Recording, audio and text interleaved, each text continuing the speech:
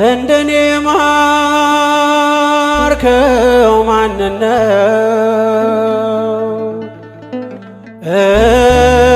እንደኔ ቅር ያልከው ማንነው ኃጢአቱ በዝቶበት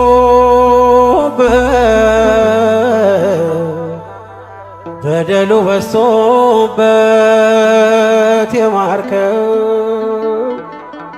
እንደኔ ከቶ ማነው? በአጠቃላይ በዚህ በዓለ ሲመተ ክህነት የተገኛችሁ በሙሉ ጸጋውን እያበዛልን ከዚህ ዕለት ያደረሰን እግዚአብሔር አምላካችን እንኳን ለ13ኛው በዓለ ሲመተ ክህነታችን አደረሰን አደረሳችሁ።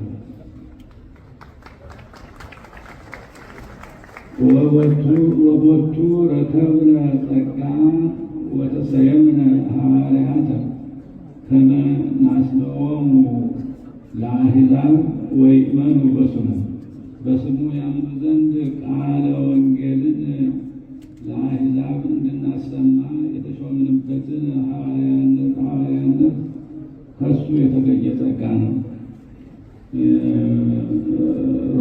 ሮሜ ምዕራፍ 1 ቁጥር 5 ይህ ጥቅስ ሐዋርያት ተብለን የተሾምንበትን ፍሬ ነገር ይገልጻል። የተሾምንበትም ዋና ምክንያት ስሙን ለአሕዛብ እንድናስተምር እንደሆነ ያስረዳል። የማስተማር ውጤትም ደግሞ ሰዎች በስሙ አምነው እንዲድኑ ማድረግ እንደሆነ ያመለክታል። የካህናተ እግዚአብሔር አብይ ተልእኮም ይህ ነው። ይህ መሆኑን እናውቃለን። በቤተ ክርስቲያናችን ብዙ የአገልግሎት ዘርፎች ቢኖሩ መዳረሻቸው ቃለ ወንጌልን ለፍጥረት ሁሉ ማብሰር ነው። የክህነት አገልግሎታችን በተመለከተም በተመደበለት ቦታ ላይ ያለ መሆኑን መመዘን ያለበትም በዚህ መለኪያ ነው። ዛሬ የምናከብረው በዓለ ሲመትም ይህን ተልእኮ ማዕከል ያደረገ ነው። ብዙኃን ሊቃነ ጳጳሳት፣ ክቡራን እንግዶቻችን፣ የዘመናችን ሐዋርያት የሆን ሁላችን ቃለ ወንጌልን በትክክል ለሕዝቡ እንዲደርስ ማድረግ ይጠበቅብናል። እሱን በአግባቡ ማስተላለፍ ከቻል ማህበረሰባችንን ከልዩ ልዩ ፈተናዎች መታደግ እንችላለን። ከዚህም ጋር በሀገራችን ሆነ በዓለማችን በየጊዜው ብቅ ጥልቅ የሚሉ ፈተናዎችን ለመከላከል በንጹህ ልቡና በትሑት ሰብእና ሆነን ወደ እግዚአብሔር እንጸልይ። እንደዚሁም ከግል ፍላጎትና አስተሳሰብ በነፃ ሁናቴ ቃለ ወንጌልን በማስተማር ሕዝቦቹን በሃይማኖትና በስነ ምግባር እንጠብቅ። ይህንን በብቃት ለመወጣትም ከሁሉ በፊት ራሳችንን ክደን ለእግዚአብሔርና ለእግዚአብሔር ክብርና ለሰው ልጆች የተሟላ ደህንነት በጽናት እንቁም። በመጨረሻም ቤተ ክርስቲያናችን በጣለችብን ከፍተኛ ኃላፊነት ተገንዝበን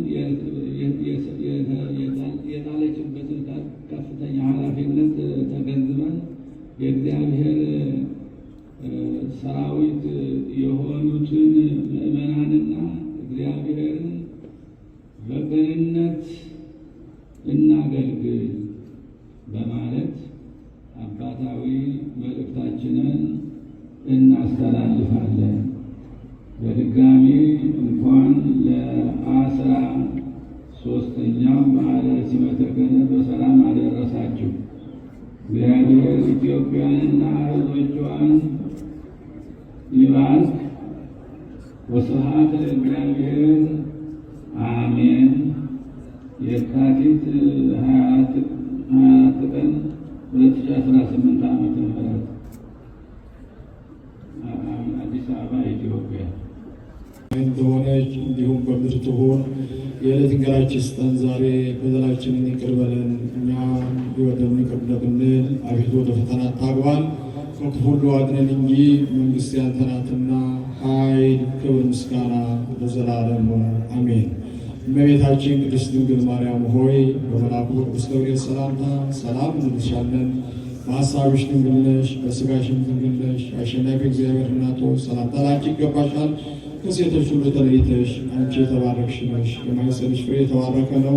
ጸጋን የተመላሽ ሆይ ደስ ይበልሽ፣ ልዑል እግዚአብሔር ከአንቺ ጋር ነውና ከተወደደው ልጅሽ ከጌታችን ከመድኃኒታችን ከኢየሱስ ክርስቶስ ዘንድ ይቅርታና ምሕረትን ለምኝልን ኃጢአታችንን ይሰረይ ዘንድ ለዘላለሙ አሜን።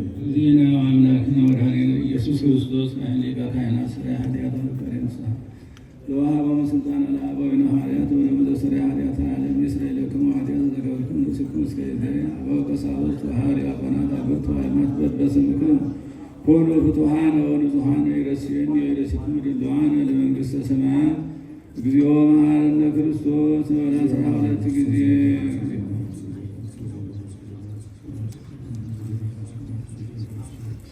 በእንተ እግዝእትነ ማርያም መሐረነ ክርስቶስ በ12 ጊዜ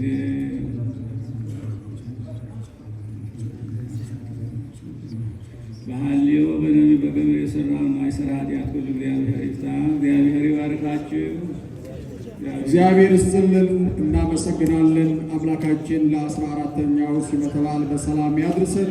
ከዚህ በመቀጠል በዚህ ጉባኤ መሳካትና እጅግ ማማር ከፍተኛ አስተዋጽኦ በጉልበታቸው፣ በገንዘባቸው፣ በአቅማቸው፣ በፍላጎታቸው ያደረጉልን አንደኛ የመንበረ ጸባዖት ቅድስት ሥላሴ ካቴድራልን እጅግ ደረጃው በጠበቀ ከፍተኛ ወጪ በማምጣት የሁሉ መድረክ በማዘጋጀት ሁሉንም የቀረሽ የማይባል ሁለመናውን አገልግሎት ስለሰጠን ካቴድራሉና ሰራተኞችን እጅግ እናመሰግናለን።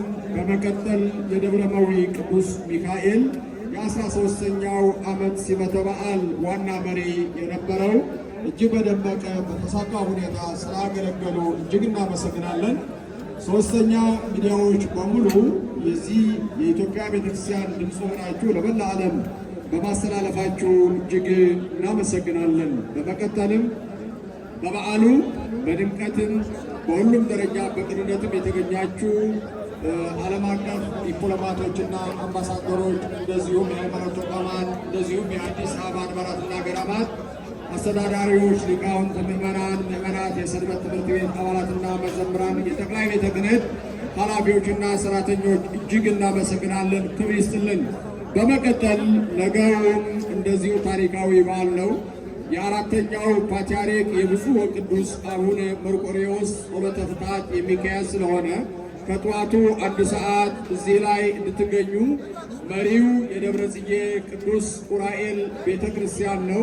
ቀኛንሽና ግራንሽም አስኮ ደብረ ገነት ቅዱስ ገብርኤልና እንደዚሁም ደብረ ልዑል ቅዱስ ገብርኤል ኮተቤ ደብረ ቅዱስ ገብርኤል ናቸው። ስለዚህ ብፁዓን ሊቃነ ጳጳሳት በሙሉ የሚመለከታቸው አካላት ጥሪ የተደረገላቸው ስለሚገኙ ከጠዋቱ 1 ሰዓት በዚህ እንድንገናኝ አሳስባለሁኝ።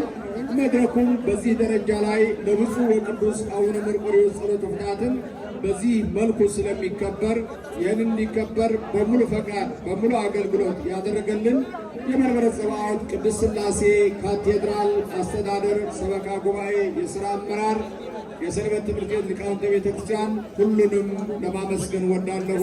እጅግ አመሰግናለሁ። ክብር ይስጥልን።